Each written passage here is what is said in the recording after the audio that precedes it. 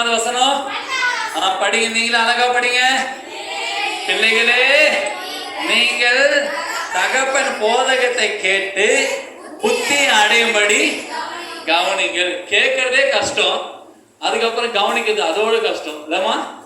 இல்லமா? கேட்கறதே, தகப்பனுடைய வார்த்தையும் ஊழியக்கார வார்த்தையை கேட்கறதே கஷ்டம், அதுக்கப்புறம் அதை கவனிச்சு அதுபடி நடக்கிறது இருக்கிறது என்னது ரொம்ப கஷ்டம். ஆனா நீங்க கேட்டு நடந்தீங்கன்னா உங்க வாழ்க்கையில ஒரு மிகப்பெரிய ஒரு ஆசீர்வாதத்தை கர்த்தர் என்ன பண்ணுவாரு, தருவார். ஆனா கேட்கலன்னா நம்முடைய வாழ்க்கையில இருக்கிற ஆசீர்வாதம் என்ன ஆயிடும், இழந்து போயிடும். அப்ப நம்ம என்ன கேட்கணும்னு சொன்னா, வேதத்துல வசனம் இது நீதிமொழிகள் 4ஆம் அதிகாரம் 23வது வசனத்தை நான் போடுறேன். எல்லாருமே என்ன பண்ணுங்க, சவுண்டா படிக்கலாம். டிஸ்பிளேல பார்த்து படிங்க, சவுண்டா படிங்க, அழகா படிங்க. எல்லா காவலோடும் உன் இருதயத்தை காத்துக்கொள், அதனிடத்துல என்ன உண்டாகும்? ஆமா, இருதயத்தை என்ன பண்ணணும், காத்துக்கொள்ளணும். அதுதான் இருக்கிறதுலே பெரிய பிரச்சனை. அல்லேலூயா. ஒரு விஷயத்தை பார்க்காதனா கண்ணை மூடிக்கலாம், ஒரு விஷயத்தை கேட்காதனா காதை மூடிக்கலாம். ஆனா இருதயத்தை நம்ம என்ன பண்ண முடியும், அடைக்க முடியுமா? என்ன பண்ண முடியும்? ஆமா. அப்ப இருதயத்தை காத்துக்கொள்ளுன்றது யார் கையில இருக்கு? அப்ப இருதயத்தை நீங்க காத்துக்கொண்டீங்கன்னா நம்முடைய வாழ்க்கையில கர்த்தர் நிச்சயமா ஒரு பெரிய ஆசீர்வாதத்தை உங்களுக்கு தருவார். அப்ப இருதயத்தை காத்துக்கொள்ள சொல்ல அதற்கு கீழே ஒவ்வொரு வசனத்தை நம்ம வாசிப்போம். அடுத்த வசனம் படியுமா? வாயின் தாறுமாறுகளை உன்னை விட்டு அகற்றி உதடுகளின் மாறுபாட்டை உன்னை விட்டு என்ன பண்ணு, தூரப்படுத்து. அடுத்த வசனத்தை படிங்க. உன் கண்கள் நேரா என்ன பண்ணுது, நோக்க கடவுது. உன் கண்ணிமைகள் உனக்கு முன்னே என்னவா இருக்கு, செமையாய் பார்க்க. அடுத்த வசனம், உன் கால் நடையை சீர்தூக்கி பார், உன் வழிகள் எல்லாம் நிலைவரப்பட்டிருப்பதாக. அப்போ உன் இருதயம் காத்துக்கொள்ள 3 விஷயத்தை வசந்த வாசி. என்னென்ன வசந்த வாசம்? வாயி, அப்புறம் காதை சொல்லு, அப்புறம் கண்ணு, கால். அப்போ நம்ம இருதயத்தை காத்துக்கொள்ள வேண்டும் சொன்னால் உன் வாய் என்ன ஆகும், சுத்தமா மாறி போகும்.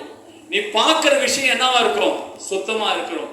நீ போகிற இடம் எப்படியா இருக்கும், சுத்தமா இருக்கும். அப்ப நம்ம இருதயம் காத்துக்கொள்ளவில்லை என்று சொன்னால் நம்ம பார்க்கறது என்னவா இருக்கும், தவறாய் பார்ப்போம், தவறாய் பேசுவோம், தவறான பாதைக்கு என்ன பண்ணுவோம், நடப்போம். அப்போ முதல் நம்ம கண்ணோ வாயோ காலோ இதெல்லாம் சரியா இருக்கணும். நம்ம இருதயம் என்னவா இருக்கணும், முதல்ல சரியா இருக்கணும். இது நீங்க சரியா இருந்தீங்கன்னா உங்க வாழ்க்கையில மிகப்பெரிய ஆசீர்வாதத்தை கர்த்தர் என்ன பண்ணுவார், தருவார். வேதத்துல ஒரு மனுஷன் குறிச்சு பார்க்க போறோம். அவன் பேர் சவுல். சொல்லுங்களேன், சவுல் இஸ்ரவேல் தேசத்துக்கு முதல் ராஜாவை கர்த்தர் அவனை தெரிந்து கொண்டார். அவன் ஆடு தன்னுடைய வாழ்க்கையில கழுதை காணும் சொல்லி தேடிக்கொண்டு போக சொல்ல தேவன் அவனை முன்குறித்து அவன் தேசத்துக்கு என்னவா மாத்தினார். தம்பி எல்லாம் என்ன பாருங்க, எல்லாம் என்ன பாருங்க, ஒரு தேசத்துக்கு ராஜாவை மாத்தின. என்ன மாத்தினாருமா, ராஜாவை மாத்தின உடனே தேவன் அவனுக்கு ஒரே ஒரு முக்கியமான விஷயத்த சொல்றாரு. என்ன சொல்றாருன்னா, நான் ஒரு தேசத்தை சொல்லுவேன், அந்த தேசத்தை எல்லாத்தையும் என்ன பண்ணும், அழிச்சிடணும். அதுல இருந்து ஒன்ன கூட என்ன பண்ணக்கூடாது, குண்டூசியை கூட என்ன பண்ணக்கூடாது, எடுக்க கூடாதுமா, குண்டூசியை கூட என்ன பண்ணக்கூடாது. அப்ப தேவன் ஒரு விஷயத்த சொன்னார். என்ன சொன்னார் சொல்லுங்க, நீங்களே சொல்லுங்க. என்ன சொன்னாரு சவுல் ராஜா கிட்ட? ஒரு தேசத்துக்கு யுத்தத்துக்கு போகணும். சொல்லுங்க, நான் சொல்லுங்க. ஒரு தேசத்துக்கு யுத்தத்துக்கு போகணும். அங்க இருக்கிறது ஒண்ணு கூட என்ன பண்ணக்கூடாது, கொண்டு வரக்கூடாது. என்ன சொன்னாருமா? ஆமா, ஒரு குண்டூசி கூட என்ன பண்ணக்கூடாது, கொண்டு வரக்கூடாது. ஆனா அவன் என்னென்ன ஆண்டவர் வார்த்தைக்கு கீழ்ப்படிஞ்சானா கீழ்ப்படியலையான்றதான் நம்ம பார்க்க போறோம். சரிங்களா? ஒரு சந்தேகத்தை வாசிப்போம். 1 சாமுவேல் 15ஆம் அதிகாரம். சரியாமா? நான் எடுத்து வாசிக்கிறேன். நான் இதுலயே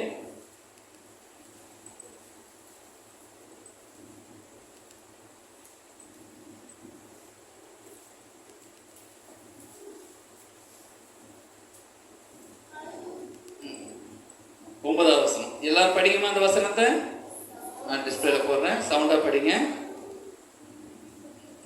படிக்குமா? படிங்க. சவுலும் ஜனங்களும் ஆகாவையும் ஆடு மாடுகளில் முதல் தரமானவைகளை 2ஆம் தரமானவைகளையும் ஆட்டுக்குட்டிகளையும் நலமான எல்லாவற்றையும் அழித்து போட மனதில்லாமல் தப்ப வைத்து அற்பமானவைகளும் உதவாதைகளுமான சகல வஸ்துகளையும் முற்றிலும் அழித்து போட்டார்கள். அடுத்த வசனத்தை படிக்கலாமா? அப்பொழுது கர்த்தருடைய வார்த்தை சாமுவேலுக்கு உண்டாகி அவர் சொன்னது, நான் சவுலை ராஜாவாக்கினது எனக்கு என்னவா இருக்கு, மனஸ்தாபமா இருக்கு. என்னவா இருக்கு? ஆண்டவர் பார்க்கிறாரு, ஒரு மனுஷனை, எதுக்குமே உதவாத ஒரு மனுஷனை நான் தெரிந்து கொண்டு அவனை ராஜாவாய் மாத்தினார். என்னவா மாத்தினார்ப்பா? தம்பி சவுண்டா சொல்லுங்க. ஒரு தேசத்திற்கு ராஜாவாய் மாத்தினார். ராஜாவாய் மாத்தினதுக்கு அப்புறம் ஒரு அசைன்மெண்ட் தராரு. என்ன கொடுக்கிறாரு? என்ன சொன்னாரு? ஒரு தேசத்திற்கு யுத்தத்துக்கு போ. என்ன சொன்னாமா? தேசத்துக்கு யுத்தத்திற்கு போ. அங்கிருந்து நீ என்ன பண்ணாத, ஒண்ணுத்தையும் என்ன பண்ணாத, கொண்டு வராத. ஆனா அவன் போய் என்ன கொண்டு வந்தான்? ஆடு மாடு என்ன பண்ணான்? எல்லாம் எதெல்லாம் அவன் பார்க்கறதுனா நல்லா இருக்கோ கொண்டு வந்து வச்சுட்டான். யார் வச்சுட்டான்? அந்த தேசத்துடைய ராஜா. அந்த தேசத்துடைய ராஜா. இது கர்த்தருக்கு மனசு எப்படியா இருந்தது? மனஸ்தாபப்பட்டார். அவர் இருதயமே உடைஞ்சிச்சு. என்னடா ஒருத்தனை நான் ராஜாவை மாத்தினேன், ஒன்னுத்துக்கும் உதவாத அந்த மிருகத்து மேல என்ன பண்ணிட்டான்? நம்பிக்கை வச்சுட்டான். என்ன வச்சிட்டாமா? நம்பிக்கை வச்சான். சில வேளை நம்முடைய வாழ்க்கையில கூட ஆண்டவர் நமக்கு ஒரு ஒரு தாய் தகப்பனோ ஒரு குடும்பத்தையும் ஆண்டவர் நமக்கு கொடுத்திருப்பார். நம்முடைய வாழ்க்கையில நீ இப்படிலாம் நடக்கணும், இப்படிலாம் செய்யணும்னு சொல்லி நம்ம பெற்றோர்கள் நமக்கு என்ன பண்ணுவாங்க? சொல்லுவாங்க. இப்ப நீங்க ஸ்கூலுக்கு போறீங்க, ஸ்கூலுக்கு போயிட்டு வர சொல்ல ஒரு பசியோட வரீங்க. உங்க அம்மா என்ன பண்ணி வச்சிருப்பாங்க? நீங்க வர சொல்லி உங்களுக்கு தெரியும் அம்மா என்ன பண்ணி வச்சிருப்பாங்க? உணவு ரெடியாவே இருக்கும். இருக்குமா இருக்காதா? இருக்குமா இருக்காதாம்மா? ஸ்கூலுக்கு போயிட்டு வந்தா ஏதாவது ஒண்ணு இருக்கும். இருக்குமா இருக்காதா? டே தம்பி எங்க பாரு, டே இங்க பாரு. இருக்குமா இருக்காதா? இருக்கும். ஏதாவது ஒண்ணு அம்மா என்ன பண்ணி செஞ்சு வச்சிருப்பாங்க. அப்போ அம்மா மேல உங்களுக்கு என்ன இருக்கு? நம்பிக்கை இருக்கு. நாளைக்கு நம்ம ஸ்கூலுக்கு போனோம், காலேஜுக்கு போனோம்னா உங்க அம்மா என்ன பண்ணி வச்சிருப்பாங்க? அம்மா அப்பா என்ன பண்ணி வச்சிருப்பாங்க? துணியாவது என்ன பண்ண தோச்சு என்ன பண்ணி வச்சிருப்பாங்க? என் பிள்ளைங்க ஸ்கூலுக்கு போறாங்க, காலையில நீங்க எழுந்து பார்க்க துணியை என்ன பண்ண தோச்சு என்ன பண்ணி வச்சிருப்பாங்க. அப்போ உங்க தாய் தகப்பன் நமக்காக எல்லாமே செய்யறாங்கன்ற நம்பிக்கை உங்களுக்கு என்ன இருக்கா இல்லையா? இருக்கா இல்லையாமா? இருக்கு. அதே போல் என்னுடைய வாழ்க்கைக்கும் என்னுடைய தேவைக்கும் நான் ஒரு வயசுக்கு வந்ததுக்கு அப்புறம் என்னுடைய தேவைக்கு தாய் தகப்பன் செய்வான்ற நம்பிக்கை உங்களுக்கு இருக்கா இல்லையா? இருக்கா இல்லையாமா? இல்லைன்றவங்க கை தூக்குங்க. எங்க அம்மா அப்பா எனக்கு நல்லது செய்வான்ற நம்பிக்கை இருக்கிறவங்க கை தூக்குங்க. நம்பிக்கை இல்லாதவங்க கை வைக்கல. நம்பிக்கை இருக்கா? சொல்ல நம்பிக்கை கை தூக்குங்க. எங்க அம்மா அப்பா எனக்கு நல்லது செய்வான்றவங்க கையை தூக்குங்க. உங்க அம்மா நல்லா செய்ய மாட்டாங்களா? அப்ப கை தூக்க. நல்லதான். உன்னை இது வரைக்கும் வளர்த்து சோறு போட்டாங்க, அதுக்காக கை தூக்கப்பா தம்பி. கை தூக்குங்க. நல்லது செய்வாங்க, செய்ய மாட்டாங்க. அப்போ கையை கீழே போடுங்க. அப்போ எல்லாருக்கும் அம்மா அப்பா நல்லது செய்யணும் தான் நினைப்பாங்க. அதே போலதான் தேவனும் உங்களுக்கு நல்லது செய்வார் என்ற நம்பிக்கை உங்களுக்கு என்ன வேணும்? வேணும். ஆனா இவன் ஒரு ஆடு மாடு என்ன பண்ணான்? எடுத்துக்கணும். ஏன் எடுத்துக்கணும் ஆடு மாடை?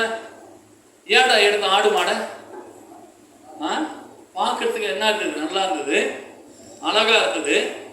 இதை நம்ம எடுத்து வச்சுன்னா ஆண்டவர் நம்ம என்ன கேள்வியா கேட்க போறாரு? ஆனா ஆண்டவர் கொடுத்தது ஒன்னே ஒண்ணுதான். நீ எதை என்ன பண்ணக்கூடாது? எடுத்துக்கின்னு வரக்கூடாது. இப்ப ஏன் அவன் எடுத்துன்னு வந்தானா?